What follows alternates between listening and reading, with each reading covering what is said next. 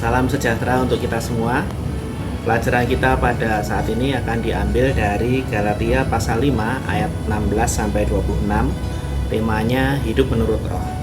Saya akan bacakan Galatia pasal 5 ayat 16-26. Hidup menurut daging atau roh.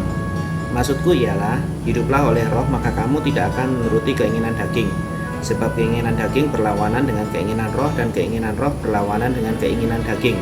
Karena keduanya bertentangan, sehingga kamu setiap kali tidak melakukan apa yang kamu kehendaki. Akan tetapi jikalau kamu memberi dirimu dipimpin oleh roh, maka kamu tidak hidup di bawah hukum Taurat. Perbuatan daging telah nyata, yaitu percabulan, kecemaran, hawa nafsu, penyembahan berhala, sihir, perseteruan, perselisihan, iri hati, amarah, kepentingan diri sendiri, pencerideraan, roh pemecah, kedengkian, kemabukan, pesta pora, dan sebagainya. Terhadap semuanya itu kuperingatkan kamu, seperti yang telah kubuat dahulu, bahwa barang siapa melakukan hal-hal yang demikian, ia tidak akan mendapat bagian dalam kerajaan Allah. Tetapi buah roh ialah kasih, sukacita, damai sejahtera, kesabaran, kemurahan, kebaikan, kesetiaan, kelemah lembutan, penguasaan diri. Tidak ada hukum yang menentang hal-hal itu. Barang siapa menjadi milik Kristus Yesus, ia telah menyalibkan dirinya, menyalibkan daging dengan segala hawa nafsu dan keinginannya. Jikalau kita hidup oleh roh, baiklah hidup kita juga dipimpin oleh roh. Dan janganlah kita gila hormat, janganlah kita saling menantang dan saling menengki. Amin. Manusia pada dasarnya itu ada dibagi, ada jasmani dan rohani.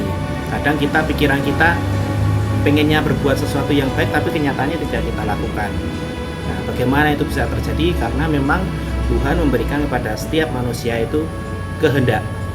Bedanya manusia dan robot, kalau robot dia mengikuti segala yang diperintahkan, yang sudah diprogram itu dengan tepat.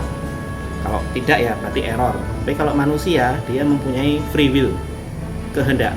Dan itu yang membedakan manusia dengan ciptaan yang lain. Akal budi juga diberikan Tuhan kepada manusia.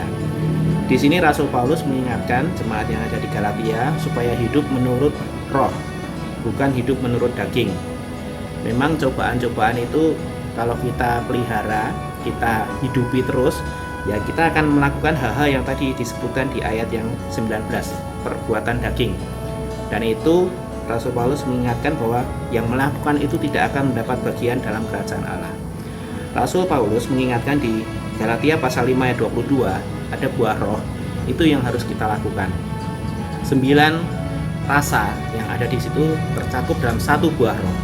Dan itu yang harus kita lakukan. Sebagai kaum muda, tidak mudah. Terus terang tidak mudah. Tetapi bisa kita lakukan.